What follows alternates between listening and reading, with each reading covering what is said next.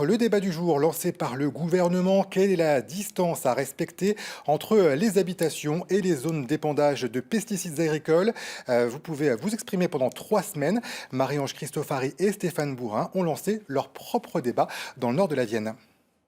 Céréalier, près de Loudun, Florent Boulin prépare la sortie du glyphosate.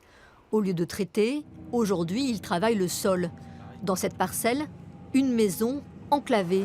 Son tracteur passe au ras de la propriété. Mais il a déjà revu à la baisse la quantité de produits et estime que leur nocivité a été amoindrie.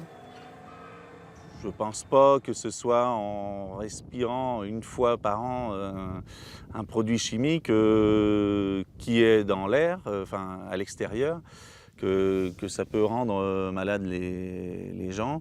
Je pense que la bombe à mouches dans une cuisine est beaucoup plus nocive qu'un fongicide ou un herbicide au long d'une habitation, quoi.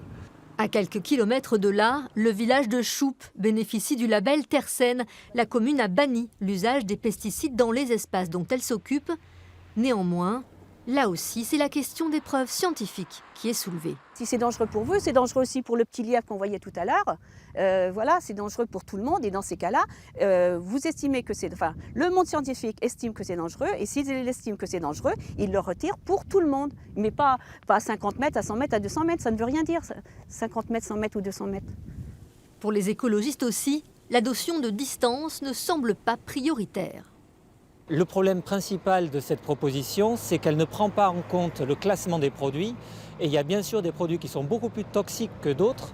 Ils estiment néanmoins que les 5 à 10 mètres préconisés sont ridiculement insuffisants.